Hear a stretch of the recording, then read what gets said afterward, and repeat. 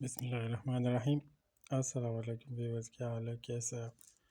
اللہ آپ کو حفظ و امان میں رکھے اور اللہ آپ کو خوش رکھے۔ جو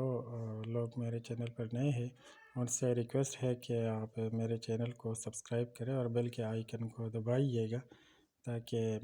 آپ کو نوٹیفیکیشن میں آ جائے تو کوئی ویڈیو اپلوڈ ہو جائے تو آپ کو پتہ چلے۔ یہ بابرکت جگہیں ہیں، یہاں پہ بس بھی نظر آ رہا ہے اور ایک ٹینکر بھی آپ کو نظر آ رہا ہے۔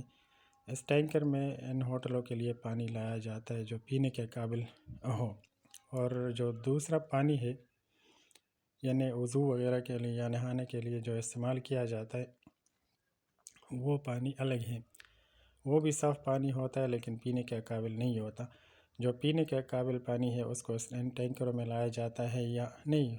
ان ٹینکروں میں جو پانی وضو یا نہانے کے لیے استعمال کیا جاتا ہے ان ٹینکروں میں وہی پانی لایا جاتا ہے، اور باقی بوٹل واٹر ہوتا ہے یعنی بوتلوں میں پانی ملتا ہے اس کو استعمال کیا جاتا ہے پینے کے لیے۔ یہ بسیں ہیں مسجد الحرام تک یا بیت اللہ تک لے جانے کے لیے اور وہاں سے واپس لے آنے کے لیے۔ انہی بسوں میں لوگوں کو لے آیا جاتا ہے اور لے جایا جاتا ہے اور یہ سروس تقریباً 24 گھنٹے آپ لوگوں کو میسر ہے۔ یہ جو بلڈنگیں نظر آ رہی ہے یہ رہائشی بلڈنگیں ہیں، اور یہاں پہ حجاج کرام یا جو لوگ عمرہ کے لیے جاتے ہیں ان کی رہائش یہاں پہ ہوتی ہے۔ اس علاقے کو اجیاد کا علاقہ کہتے ہیں، اور اس علاقے کی طرف جو مین گیٹ ہے بیت اللہ شریف کا اس کو اجیاد گیٹ کہتے ہیں۔ اجیاد گیٹ سے نکل کے بالکل سامنے وہ ٹاور بھی نظر آتا ہے جس میں بہت بڑی گھڑی لگی ہوئی ہے اور بہت بالکل سب سے ٹاپ پہ ہے، تو بہت زیادہ مطلب یہ بہت دور سے بھی وہ دکھائی دیتا ہے۔ یہ جو نظر آ رہا ہے یہ پہاڑی ہے، لیکن ان پہاڑی کو بھی گورنمنٹ نے اس پہ کچھ سیمنٹ وغیرہ لگایا ہے تاکہ اس سے پتھر وغیرہ نیچے نہ گرے۔ درمیان میں ایک سوراخ بھی نکلا ہوا ہے، اس کو نفق کہتے ہیں عربی میں، یہ ٹنل کو، اور اس ٹنل کو کا نام ہے حضرت عمر بن الخطاب۔ تو اس کا مطلب اس کا نام ہوا نفق حضرت عمر بن خطاب رضی اللہ تعالیٰ عنہ، اور نفق کہتے ہیں ٹنل کو عربی میں۔ تو اب یہ بس جا رہی ہے بیت اللہ شریف کی طرف۔ یہ سارا علاقہ جو ہے اس میں ہوٹلیں ہیں اور رہائشی علاقہ ہے۔ بہت بیت اللہ شریف یہاں سے اتنا زیادہ فاصلے پر نہیں ہے، لیکن پھر بھی حجاج کرام کی آسانی کے لیے یہاں سے لے آنے اور لے جانے کے لیے حجاج کرام کو بسوں کو استعمال کیا جاتا ہے۔ یہی بسیں دوبارہ ان کو لے آتے ہیں، یہ حجاج کرام کو۔ بعض لوگ پیدل بھی جاتے ہیں کیونکہ راستہ تو اتنا زیادہ نہیں ہے، لیکن چونکہ باہر گرمی ہوتی ہے تو زیادہ تر لوگ اس کو ترجیح دیتے ہیں کہ ہم بس میں جائیں، اور بسیں بھی فلی ایئر کنڈیشن ہے۔ یہاں پہ جس جگہ پہ بھی جائیں وہ جگہ فلی ایئر کنڈیشن ہے۔ یہ ایک پلازا ہے جہاں پہ نائیوں کی دکانیں ہیں۔ جو لوگ عمرہ وغیرہ یعنی عمرہ سے فارغ ہو جاتے ہیں یا حج کے موسم میں حج سے فارغ ہو جاتے ہیں تو وہ یہاں آ کر اپنے سر کو منڈاتے ہیں، یعنی سر کو حلق کرتے ہیں۔ اس طرح اس پلازے میں ہوٹلیں بھی ہیں، انہی ہوٹلوں میں کھانے کا بندوبست بھی ہوتا ہے، آپ کو جو مرضی وہ کھانا ملتا ہے، اور پاکستانی ہوٹلیں بھی ہوتی ہے، چائنیز وغیرہ جتنا بھی مطلب یہ جو لوگ پسند کرتے ہیں وہ یہاں پہ آپ کو ملے گا۔ باقی دکانیں ہیں اس پلازے میں، تو ان دکانوں میں ضرورت کی ہر چیز تقریباً ملتی ہے، اور یہاں پہ آ کر آپ احرام بھی خرید سکتے ہیں، اور عورتوں کے لیے عبایا بھی ملتا ہے۔ یہ بعض حجاج کرام جو کے پاس تیلی ہے جو لٹکی ہوئی ہے کمر پہ، تو اس میں یہ بھی بہت ضروری چیز ہے اور ہر حاجی صاحب کو یا ہر عمرہ جو کرتے ہیں ان صاحبان کو چاہیے کہ یہ تیلی یہاں سے لے کر جائے یا وہاں خرید کے لے جائے، کیونکہ جب بیت اللہ شریف کے اندر جانا ہوتا ہے تو آپ کی سامان کی حفاظت اسی طریقے سے ہوتا ہے کہ آپ اس تیلی میں اپنا سامان رکھیں اور اپنے پاس رکھیں، ورنہ وہاں پہ صفائی کا سسٹم بہت زبردست ہے۔ تو صفائی والے پھر اگر یہ غلط جگہ پہ آپ نے کوئی چیز رکھی ہو تو وہ لوگ اس کو پھر ہٹاتے ہیں، اور پھر آپ کو پتہ نہیں چلے گا، تکلیف ہوگی آپ کو کہ میرا چپل کدھر ہے، میں نے جو دوسرا سامان رکھا ہوا ہے وہ کدھر ہے۔ یہ دیکھیں دکانیں ہیں، ان ہی دکانوں میں ضرورت کی ہر چیز تقریباً ملتی ہے، اور یہ زیر نظر تصویر میں ویڈیو میں ابایا آپ کو نظر آ رہا ہے۔ تو ابایا تو زیادہ تر عورتوں کے لیے ہوتا ہے، اور سعودی قوانین کے تحت کوئی عورت وہاں بغیر ابائے کے نہیں نکل سکتی۔ تو جو لوگ یہاں سے جاتے ہیں حج بیت اللہ شریف کے لیے یا عمرہ ادا کرنے کے لیے، تو اگر ان کے پاس اپنی بیوی ہو یا ماں ہو، بہن ہو، کوئی اور مطلب ہے کوئی اور عورت تو نہیں جو محرم ہے، نامحرم کو تو نہیں لے جا سکتے، تو ابایا بھی ساتھ لے جانا چاہیے۔ یہ بیت اللہ شریف سے نکل کے حجیات گیٹ کے ذریعے یہاں پہ آپ آ جائیں گے کلاک ٹاور کی طرف۔ یہ بہت اونچی بلڈنگ بھی ہے، بہت بڑی بھی ہے، اور اس کو کنگ عبدالعزیز نے اس بلڈنگ کو وقف کیا ہوا ہے بیت اللہ کے لیے۔ اس کو الملک عبدالعزیز کہتے ہیں، یہ کنگ عبدالعزیز کو۔ تو یہاں پہ لکھا ہوا بھی ہے اس کے ماتھے پہ کہ الملک عبدالعزیز نے اس بلڈنگ کو وقف کیا ہوا ہے۔ باقی یہاں پہ کبوتر بہت زیادہ ہوتے ہیں، انہی کبوتروں کے لیے لوگ دانہ بھی ڈالتے ہیں، یہ دانے بھی وہاں سے مل جاتے ہیں، خرید کے اس کو دانہ ڈالا جاتا ہے۔ 5 ریال کی ایک تیلی ملتی ہے، وہ اکثر لوگ خرید کے انہی پرندوں کے لیے ڈالتے ہیں، اور یہ بہت زیادہ ہوتے ہیں کہ تقریباً ایک ہی کلر میں ہے یہ کبوتر، یہ سارے کبوتر تقریباً ایک ہی کلر میں ہے اور بہت زیادہ ہے، ہر جگہ آپ کو یہی کبوتر ملیں گے۔ اور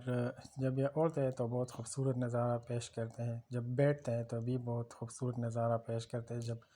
دانہ کھاتے ہیں تو اس وقت بھی اس کا نظارہ بہت زیادہ زبردست ہوتا ہے۔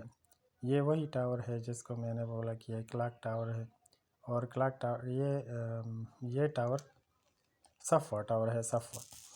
اور صفوہ کے بالکل ساتھ ہی کلاک ٹاور ہے۔ یہ دونوں ٹاور ہیں، بہت زیادہ اس میں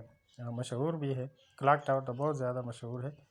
لیکن جو ضرورت کی جو اشیاء ہے وہ اسی پلازے میں ملتے ہیں، صفوہ پلازا میں، چاہے نائیوں کی دکانیں ہو یا کوئی اور دکان یا کوئی اور چیز آپ کو ضرورت ہو، تو اس صفوہ پلازا کے اندر جا کے آپ کو بہت زیادہ دکانیں ملیں گی، اور کھانا بھی کھا سکتے ہیں، آپ کوئی چیز خرید بھی سکتے ہیں۔ یہ راستہ جا رہا ہے، یہ روڈ ہے، وہاں جا رہا ہے بیت اللہ شریف کی طرف۔ کلاک ٹاور کی بلڈنگ ابھی نظر آ رہی ہے، اور اس میں کلاک بھی صاف نظر آ رہا ہے۔ ان لوگوں کا یعنی حکومت کا انتظام بہت زبردست ہے، اور بعض دفعہ نہیں، اکثر ایسا ہوتا ہے کہ تقریباً رات کا کھانا اگر 12 بجے ہو جائے تو 12 بجے کے بعد کوئی کھانا یعنی کوئی ہوٹل اپنے پاس وہ کھانا نہیں رکھ سکتا ہے جسے اس نے شام کے وقت تیار کیا ہوا ہو، کیونکہ 12 بجے کے بعد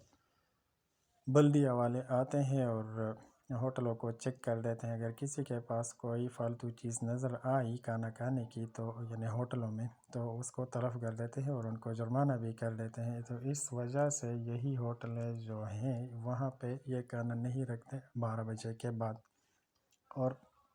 اگر کھانا ہو بھی یعنی کوئی کھانے کی چیز بچی بھی ہو تو اس کو ضائع کیا جاتا ہے۔ تو حجاج کرام سے یہ بھی گزارش ہے کہ 12 بجے سے پہلے اپنا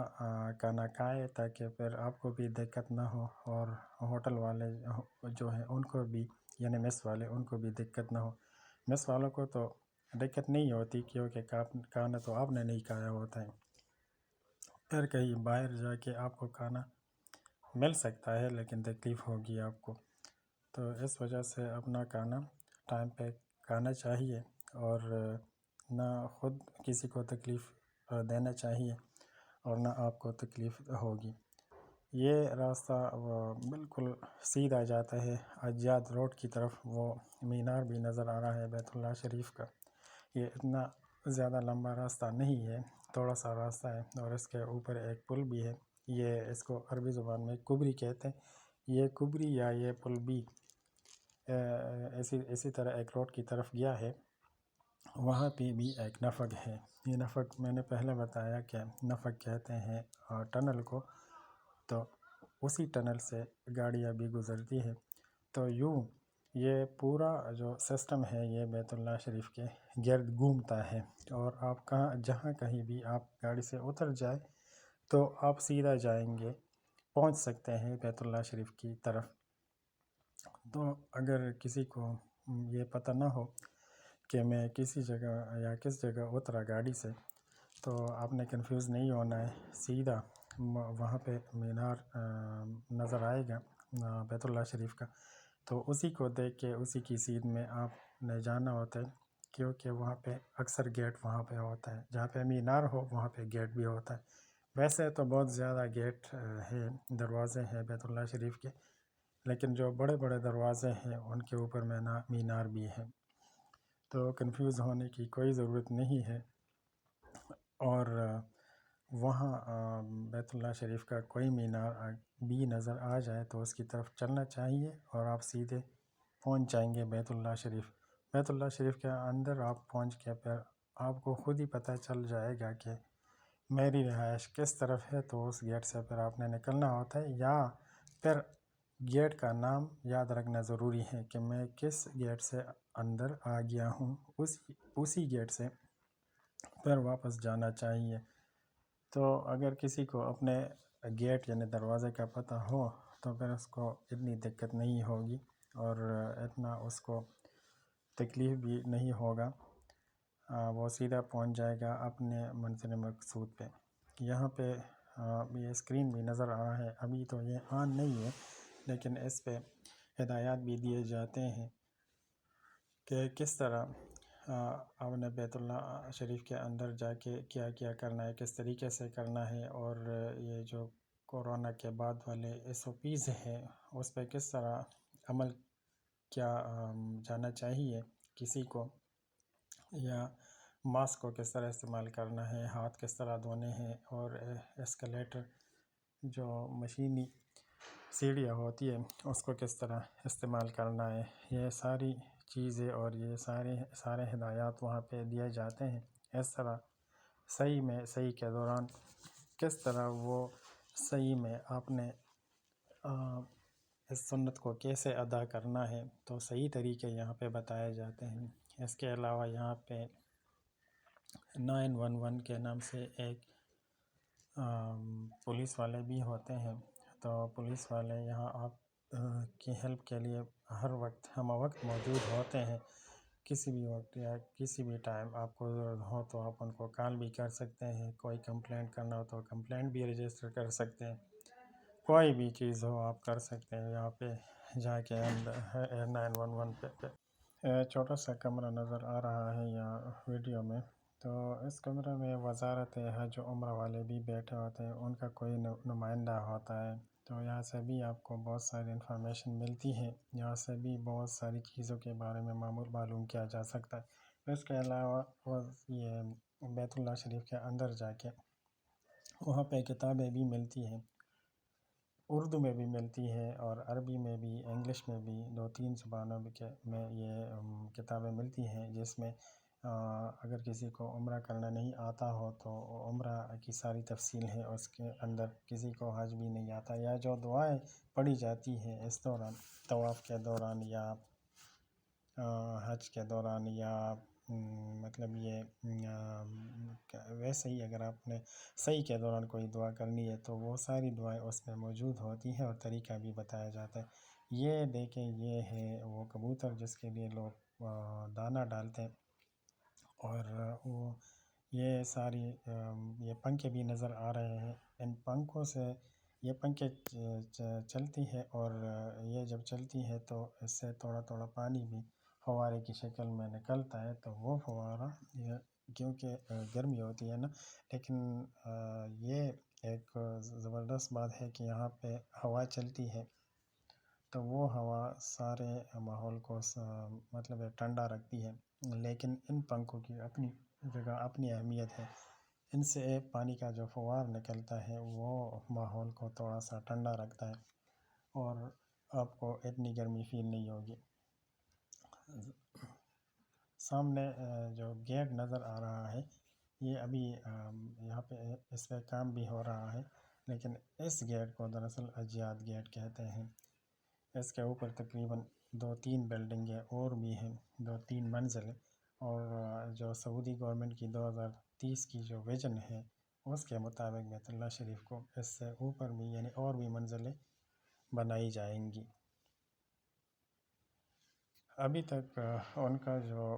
پلان ہے تو اسی پلان کے مطابق 2022 تک تقریباً 3 منزلیں بنی ہوئی ہیں، لیکن بیت اللہ شریف پہ کام رکا نہیں ہوا ہے۔ یہ اوپر کرینیں بھی نظر آ رہی ہے، انہی کرینوں کے ذریعے کام کیا جاتا ہے۔ جتنا بھی ماڈرن مشینری ہے وہ بیت اللہ شریف کے کنسٹرکشن میں استعمال ہو رہا ہے، اور بھی کام کیا جا رہا ہے تاکہ بیت اللہ شریف کی خوبصورتی میں بھی اضافہ کیا جا سکے، اور اس طرح اس کا اور بھی جن چیزوں کو یا جن حصوں کو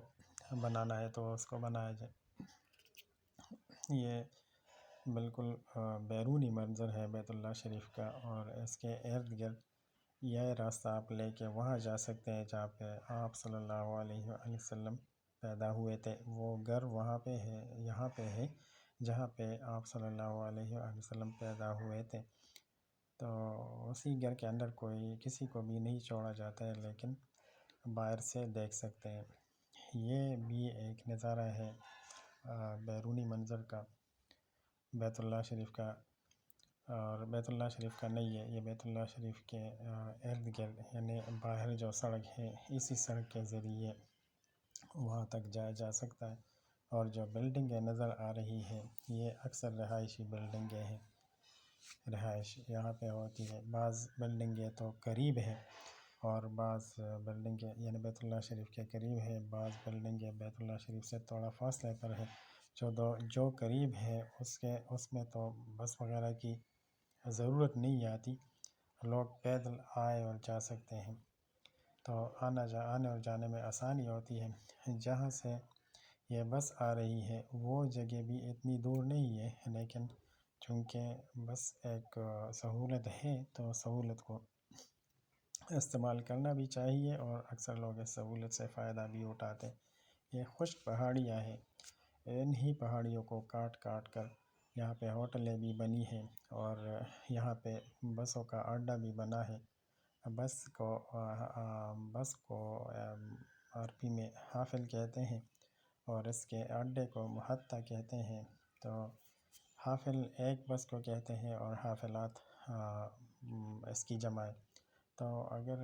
آپ وہاں جائیں اور بس اسٹیشن کا پتہ کرنا چاہیں تو کسی عربی والے سے مثلاً اگر پوچھے تو اس کو آپ بولیں محطہ حافلات، یعنی بس اسٹیشن کہاں ہے، تو اس کو آپ کی بات سمجھ آ جائے گی،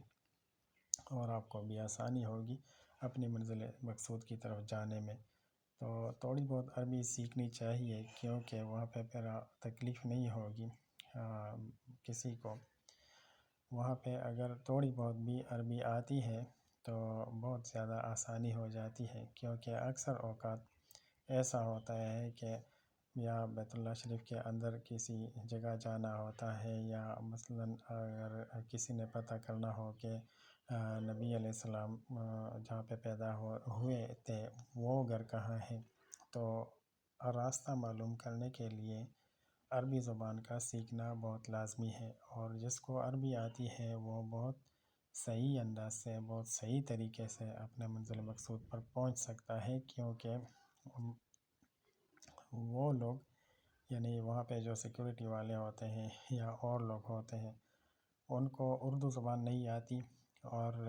ہم کو عربی نہیں آتی، تو عربی زبان بھی سیکھنی چاہیے۔ اور بعض اس میں ایسے لوگ ہیں جن کو اردو آتی ہے لیکن وہ بہت کم ہے،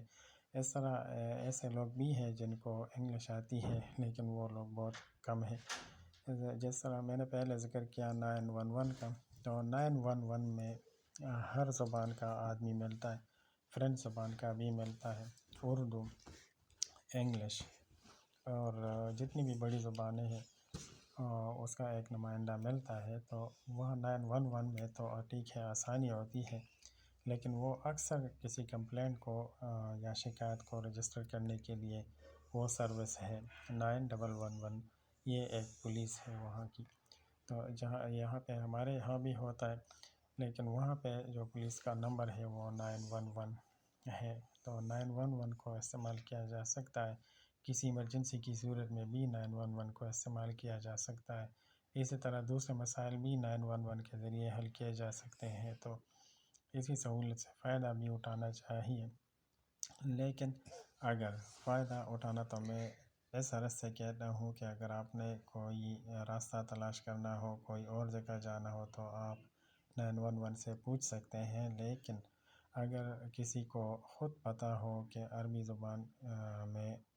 کسی جگہ کو کیا کہتے ہیں، یا میں یہاں سے نکلنا چاہتا ہوں تو اس کے لیے میں کون سا لفظ استعمال کروں، یا میں کس دروازے کی طرف جاتا ہوں تو دروازے کا نام آتا ہو، اور دوسرا یہ کہ دروازے کو اردو میں کیا کہتے ہیں، نہیں اردو میں نہیں عربی میں کیا کہتے ہیں، تو بہت زیادہ آسانی ہو جاتی ہے۔ اور اسی طرح جب بس میں سفر کیا جاتا ہے یا ٹیکسی وغیرہ میں، تو دروازہ اگر کھولنے کی ضرورت ہو تو آسانی سے یہ بات ڈرائیور کو آپ کہہ سکتے ہیں کہ افتح باب، یعنی دروازہ کھولو۔ تو یہ تو تھوڑی بہت عربی لازمی طور پر سیکھنی چاہیے تاکہ ہمیں آسانی ہو یہاں پہ گھومنے کی بھی، اور یہاں پہ تقریباً جتنے بھی دن حجاج کرام نے یہاں پہ رہنا ہو، شاید 40 دن رہنا ہو، چاہے 1 مہینہ رہنا ہو، جتنے بھی دن یہاں پہ ان کی رہائش ہے، ان کا سٹے ہے، تو اسی سٹے کے دوران بہت زیادہ آسانی ہوگی حجاج کرام کو، حاجی صاحب کو۔ تو حاجی صاحبان کو یہاں سے عربی سیکھنی لازمی چاہیے۔ بہت شکریہ۔